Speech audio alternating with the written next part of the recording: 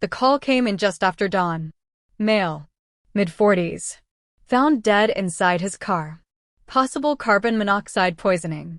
When we arrived, the garage door was already wide open, lifted halfway like someone had changed their mind and walked away. Cold air rolled through the space, carrying the faint smell of oil and dust, but no exhaust. The car sat perfectly centered. Windows up. Doors locked. Engine off. Too neat. The victim was slumped in the driver's seat, chin resting against his chest, hands loose in his lap. No signs of panic. No clawing at the door. No attempt to escape. He looked like a man who had simply gone to sleep and never woken up. Carbon monoxide deaths rarely look peaceful. People gasp. They fight. They try to get out. This man didn't. Paramedics confirmed what we already suspected. Rigor had set in. Body temperature suggested he'd been dead for hours. Overnight, at least. Maybe longer. I stepped closer and pressed my fingers against the hood. Cold.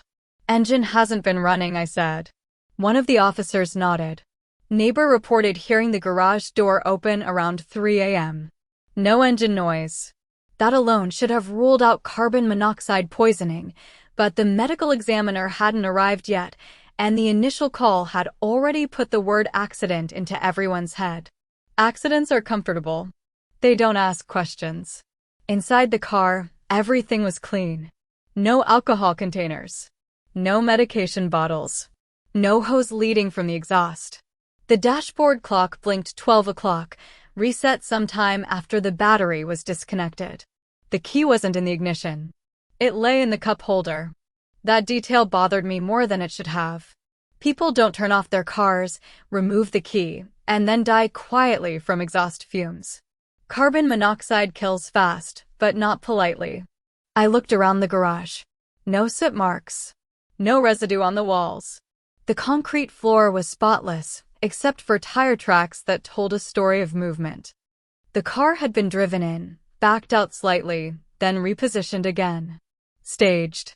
The house itself was empty. No signs of forced entry. No disturbance. A coffee mug sat in the kitchen sink, rinsed and placed upside down. The bed upstairs was neatly made, sheets pulled tight like a hotel room. Whoever lived here didn't leave in a hurry. The victim's name was Daniel Mercer. Software consultant. Divorced. Lived alone. No prior medical conditions. No history of depression. According to his phone records, he'd spoken to someone late the night before, last call at 11:47 p.m. The phone was missing. That was our first real fracture in the accident theory. If Daniel died accidentally, why was his phone gone? The medical examiner arrived mid-morning. She didn't need long. Carbon monoxide is present, she said, removing her gloves. High levels in the blood. Enough to kill. In this garage? I asked. She shook her head. Not a chance. The engine wasn't running long enough. And with the door open like this? The concentration wouldn't build. So where did it happen? She looked back at the body. Somewhere enclosed. Somewhere sealed. I stepped outside and let the cold air hit my face. The open garage door suddenly felt less like a mistake and more like a message. He didn't die here. Someone had brought him here after he was already dead or very close to it. We searched the car again, this time slower. Under the seat, we found a faint smear on the floor mat. Not blood. Grease. Industrial. The kind you find in workshops or storage facilities. Daniel Mercer didn't work with machines. He worked with code, which meant he'd been somewhere he didn't belong. The timeline unraveled quickly after that. Neighbors confirmed Daniel's car wasn't in the driveway between 10 p.m. and 2 a.m. Security cameras down the street caught headlights pulling in at 3:12 a.m. One trip. No return. Whoever drove the car back knew exactly when to do it. Late enough that no one was watching. Early enough to blame the night. Inside the garage, I noticed something else. The carbon monoxide detector on the wall had been removed. The mounting bracket was still there. The screws sat neatly on a shelf beside a paint can. Someone didn't want an alarm. Or worse, they didn't want a record. By noon, the case had shifted. What started as an accident was now a relocation. A body placed where it would raise the fewest questions. But there was one problem. Carbon monoxide kills silently, but it leaves clues. And wherever Daniel Mercer actually died, that place would tell us who had been there with him. Because people don't poison themselves somewhere else just to be driven home. They're helped. And help always leaves fingerprints. The place where someone dies never forgets them. You can clean it, repaint it, air it out, but something always stays behind. We started with what was missing. Daniel Mercer's phone. Phones don't disappear by accident. They're taken because they remember things people wish they hadn't recorded. Location data. Messages. Calls that don't fit the story. His laptop was still at home. Password protected. Untouched.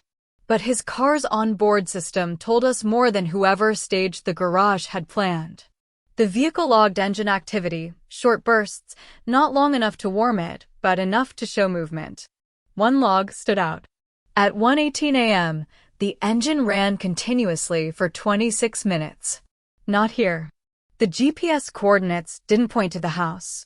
They pointed 4 miles away, to an industrial strip near the river. Storage units. Auto shops. Places people went after hours when they didn't want to be seen. We drove out there just after sunset. The strip looked abandoned, but that was an illusion. A security light flickered near a row of private garages, each rented separately. Most were locked. One wasn't. Unit 17. The door was shut, but the padlock hung open, swinging slightly in the wind. Inside, the air was wrong. Even hours later, the smell lingered. Exhaust, metal, and something sharper beneath it, cleaning chemicals layered over panic. The concrete floor was damp, recently washed, but the walls told a different story. A faint gray shadow traced the lower edges, the kind left behind when exhaust settles and clings. This was where the engine ran. We found the carbon monoxide detector in a trash bin behind the unit. Same model as the one missing from Daniel's garage. Batteries removed. Wires clipped clean. Someone had planned this. The car marks on the floor matched Daniel's tires. Same tread pattern. Same alignment. And in the corner, beneath a workbench, we found the floor mat that was missing from his car. Grease-stained. Folded, as if it had been forgotten in the rush to erase everything else. Daniel hadn't driven himself here. There were no skid marks. No signs of struggle. That meant he was already impaired when the engine was turned on. Either unconscious or trusting the person who locked him inside. We canvassed the rental records. Unit 17 was leased under a company name, Riverside Logistics. No employees listed. No operating business. A shell. But shells still leave trails. The lease was signed 6 months earlier. Paid in cash. Same day, Daniel had withdrawn a large sum from his personal account, classified as a consulting expense. That shifted the case again. This wasn't random. This was personal. We dug into Daniel's work. Not the public contracts, the side work. Private clients. Quiet agreements. The kind that don't show up unless you know where to look. That's when we found her. Emily Hart. Former operations manager at a freight company. Fired 2 years ago after a federal audit uncovered manipulated shipping data. The case collapsed when key digital records vanished. Files Daniel Mercer had been hired to recover. He'd done more than recover them. He'd rewritten them. Emily's charges were dropped. The company took the fall. Daniel got paid, off the books. They stayed in contact. Text records from Daniel's cloud backup showed messages up until the night he died. Casual. Friendly. Too relaxed for two people connected by a crime that big. At 10:42 p.m., Emily sent one last message. Can we talk in person? Same place. Same place was Unit 17. We brought her in the next morning. She didn't cry. She didn't ask why we were there. She already knew. Emily said Daniel called her late that night, said he was scared. Said someone else had found out what he'd done with the records. She claimed she met him to calm him down. Claimed he was fine when she left. But she couldn't explain the carbon monoxide detector in her trash bin. Or the grease on her boots that matched the unit floor. Or why her phone location data stopped updating between midnight and 3 a.m. The silence was deliberate. When we showed her the engine log, her shoulders dropped not in shock, but in exhaustion. He wasn't supposed to die, she said. That sentence always comes before the truth. Daniel had threatened to go public. Not out of guilt, but fear. Someone higher up wanted him quiet. Emily thought she could scare him into staying silent. Lock him in the unit. Run the engine just long enough to make him dizzy. Teach him a lesson. She left. Panicked. Told herself she'd come back. She didn't. By the time she returned, hours later, Daniel was already dead. That's when the staging began. She drove the car back to his house. Opened the garage door. Removed the detector. Tried to turn a mistake into an accident. But accidents don't erase timelines. And carbon monoxide doesn't lie. Daniel Mercer didn't die in his garage.